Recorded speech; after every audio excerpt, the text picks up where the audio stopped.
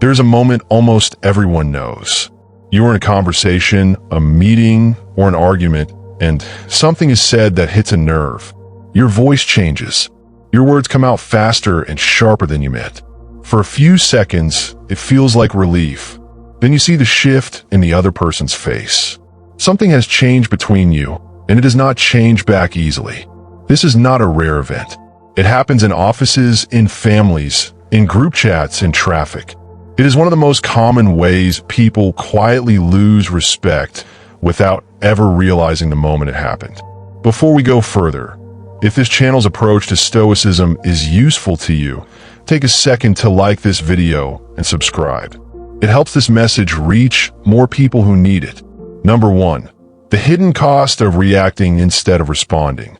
Every person operates on two systems at once, whether they notice it or not. One system reacts. It is fast, automatic, and driven by whatever emotion is loudest in the moment. The other system responds. It is slower, deliberate, and shaped by judgment rather than impulse. Most people believe they're using the second system most of the time. In reality, under pressure, the first system takes over far more often than anyone likes to admit. This is not a character flaw unique to weak people. It is a default setting built into the human nervous system, and it activates hardest exactly when the stakes are highest and the audience is watching closest. The problem is not that reacting feels bad. Often it feels good, at least for a moment. Raising your voice, firing back an insult, sending the angry message, walking out of a room in a huff. All of these can produce a short burst of satisfaction because they release tension immediately.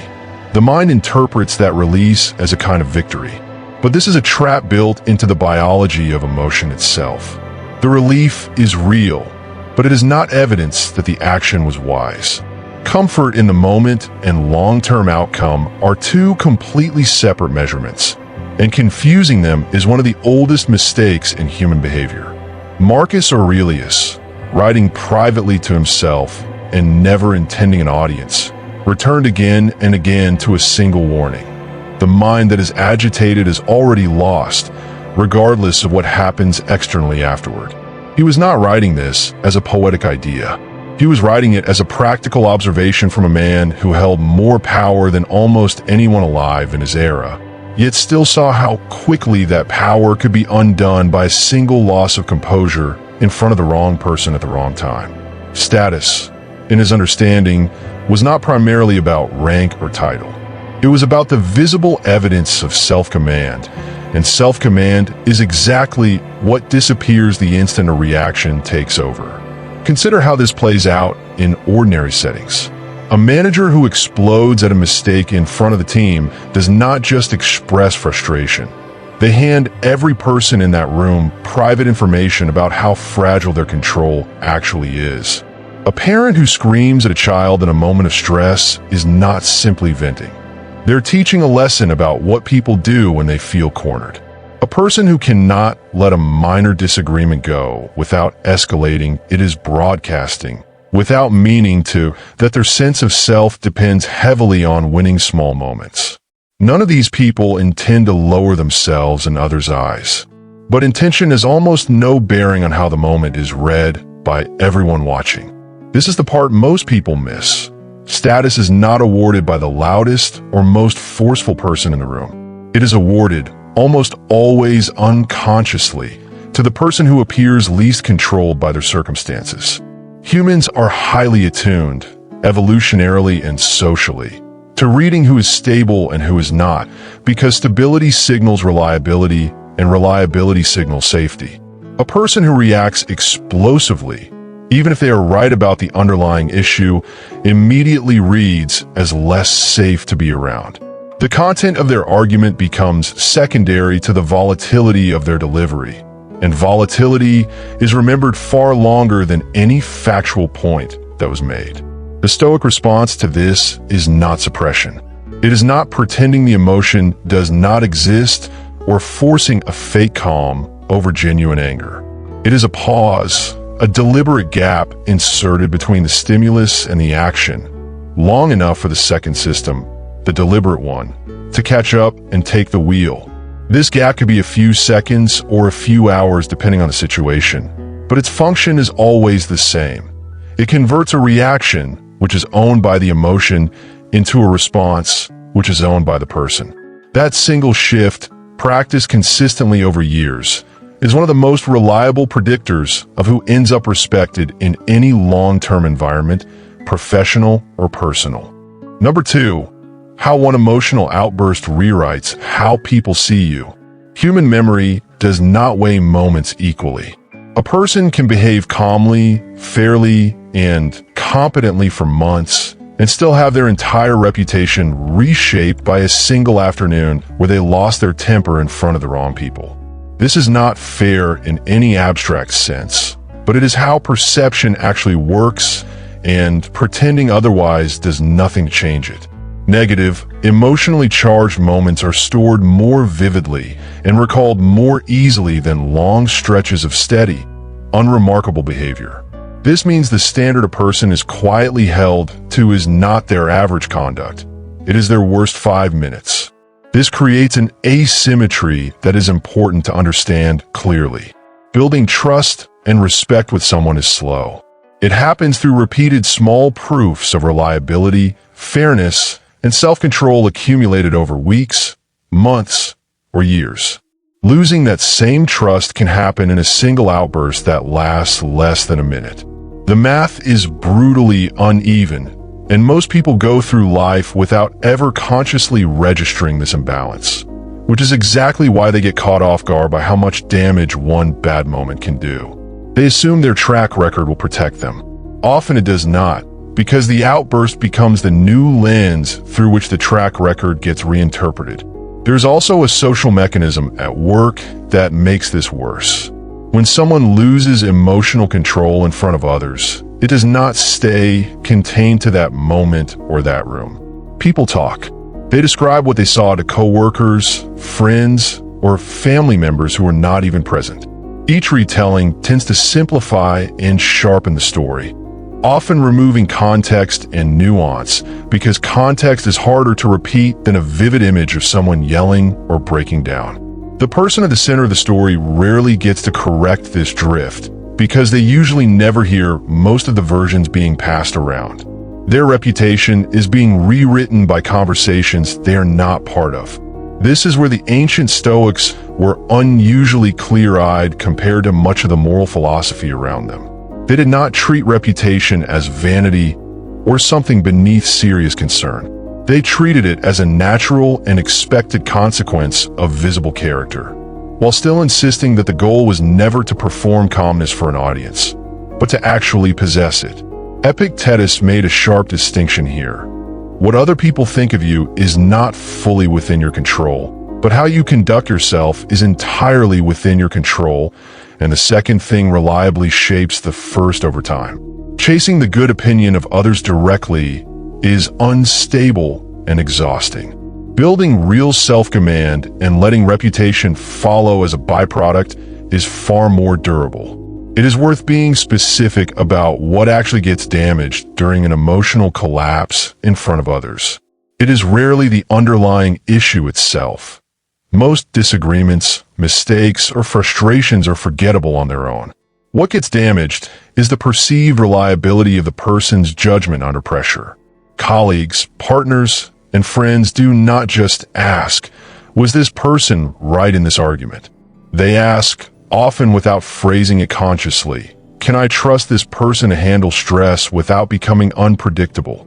Once that question gets answered with a visible no, it colors every future interaction, even ones that have nothing to do with the original incident. The practical implication of all this is not to live in fear of ever showing emotion, which would be its own kind of imbalance and dishonesty. It is to recognize that composure under pressure functions as a form of social currency that compounds over time, while visible loss of control functions as a debt that can take a long time to repay. Every interaction where someone stays steady during friction is a small deposit. Every explosive moment is a large withdrawal.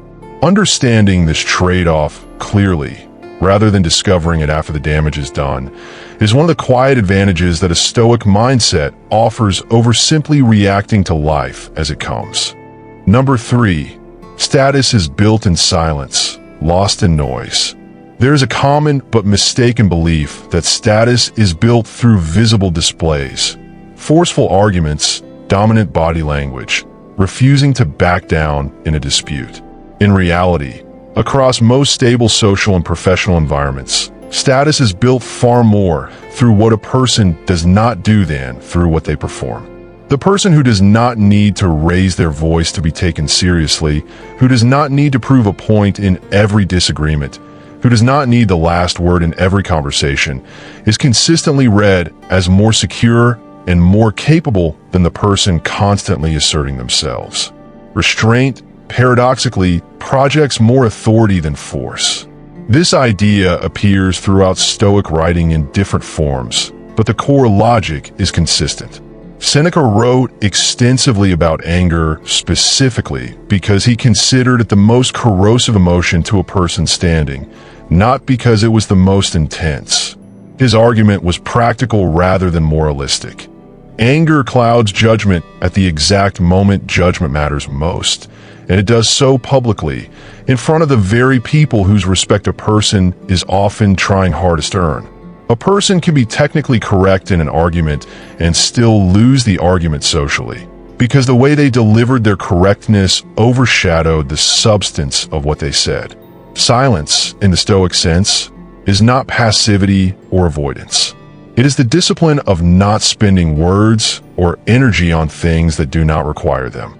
A person who responds to every provocation, every insult, every minor slight has effectively handed control of their attention and their emotional state to whoever chooses to provoke them.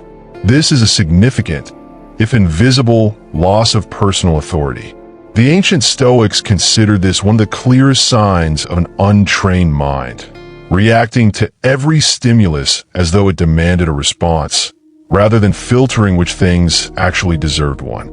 This principle plays out very concretely in modern settings that the Stoics never could have imagined, such as online arguments and instant messaging. A single sharp reply, sent in seconds, can undo weeks of careful professional or personal positioning, and it often does so publicly and permanently, since digital records do not fade the way memory does.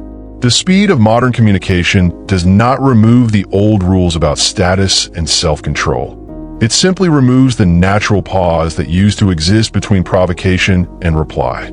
People who understand this insert that pause back in deliberately because they understand that the absence of a natural delay does not mean a delay is not needed. There is a specific kind of person who becomes deeply respected in almost any group over time.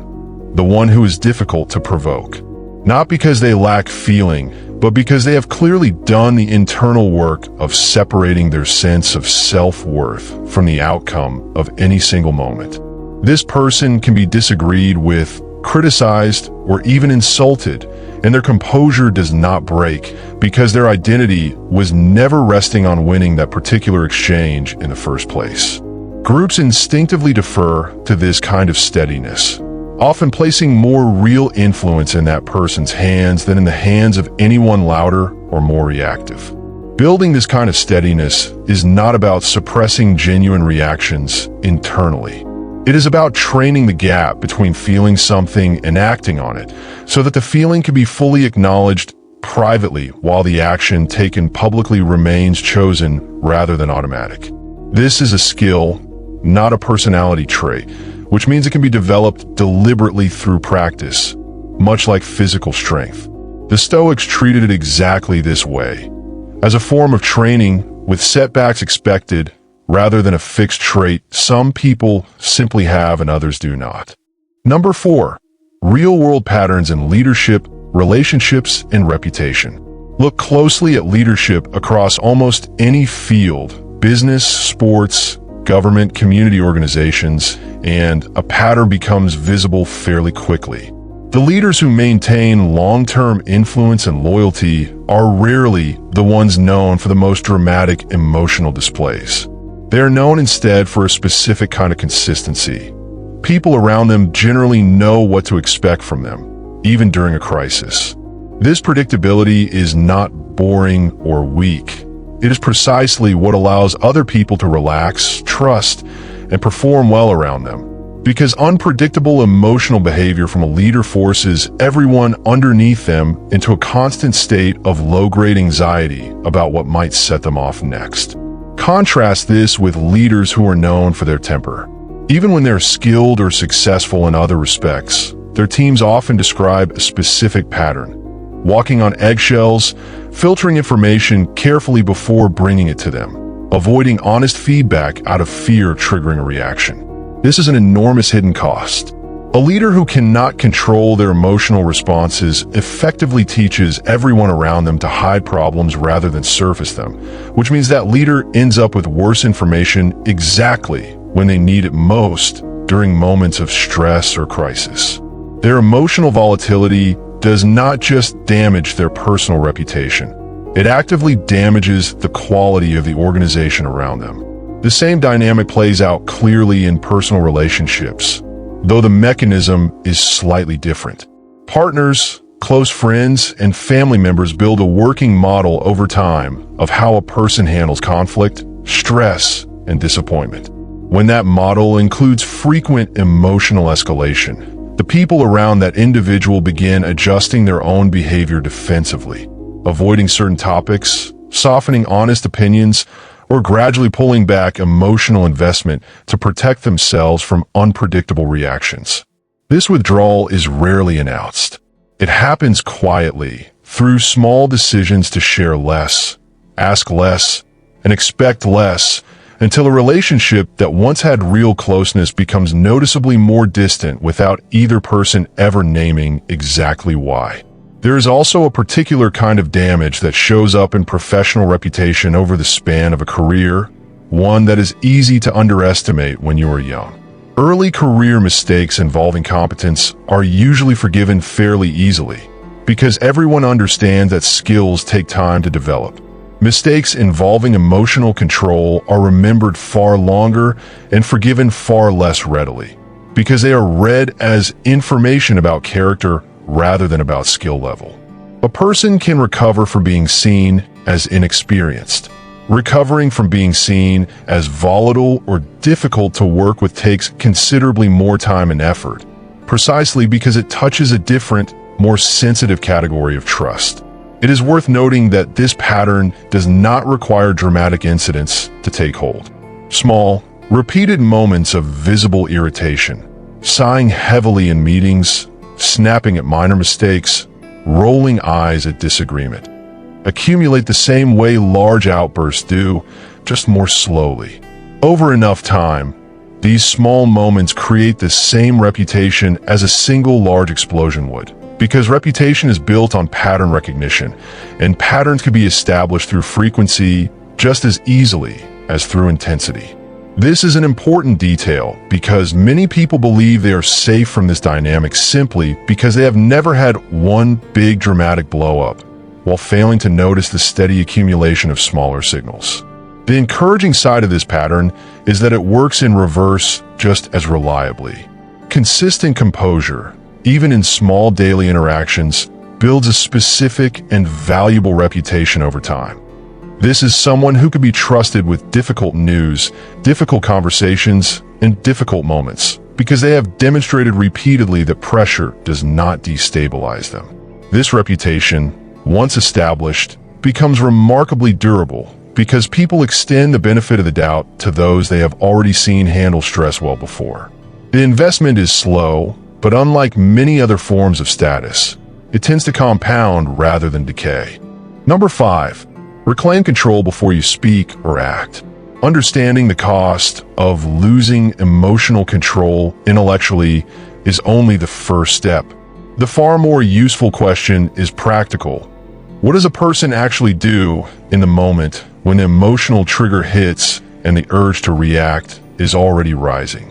The Stoics were unusually practical philosophers in this respect, far more interested in workable daily methods than abstract theory. One of their most consistent recommendations was simple to state, though difficult to execute reliably. Create physical or temporal distance between the trigger and the response, even if that distance is only a few seconds long. The most immediate version of this practice is the pause before speaking.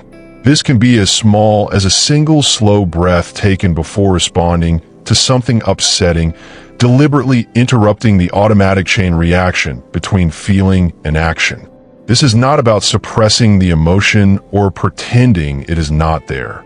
It is about inserting a checkpoint where a choice can actually be made rather than letting the nervous system make the decision by default. Over time, this pause becomes a trained habit rather than a conscious effort, similar to how any physical skill eventually becomes automatic through repetition.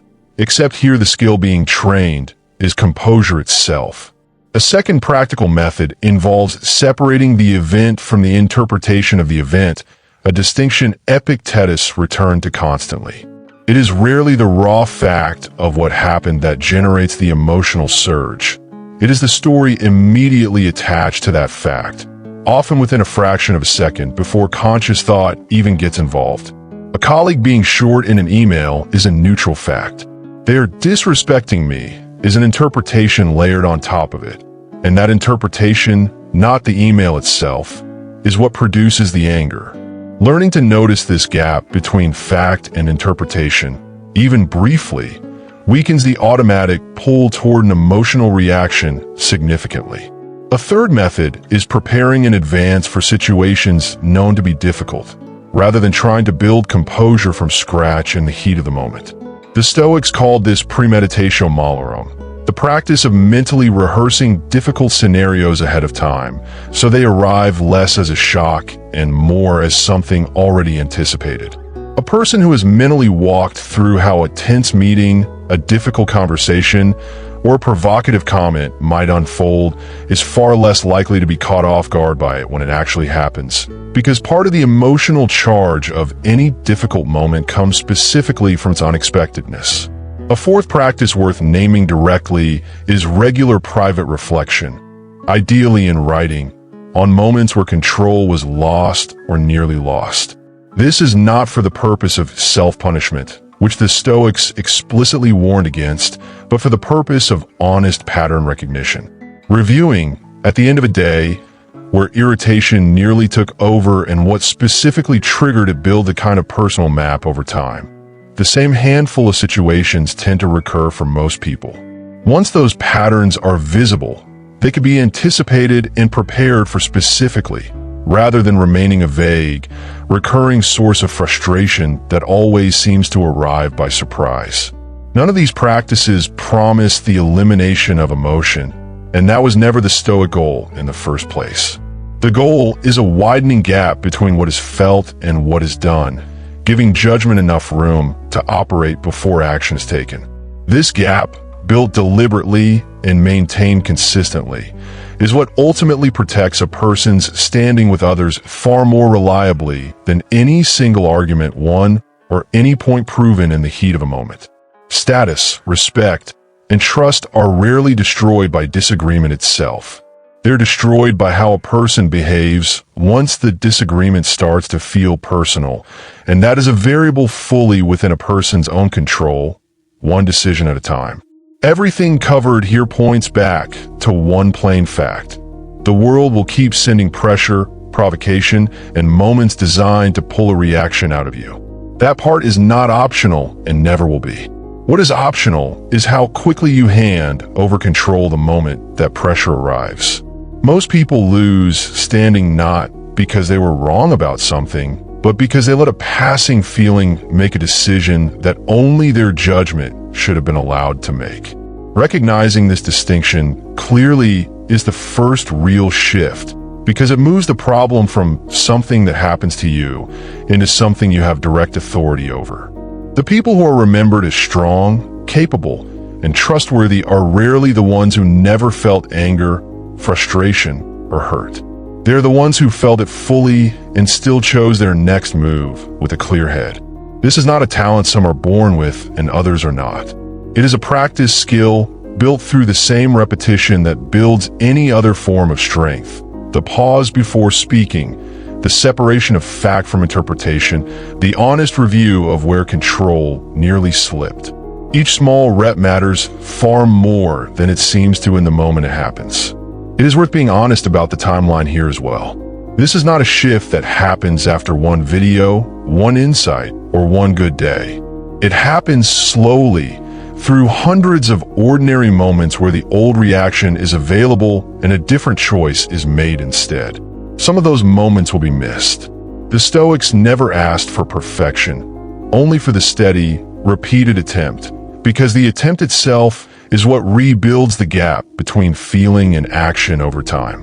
What you protect by doing this is not your image in other people's eyes, though that will improve as a natural side effect. What you protect is something closer to your own authority over your life.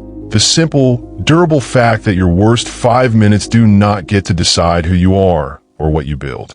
That is the actual foundation status rests on, and it is available to anyone willing to do the quiet, unglamorous work of practicing it daily.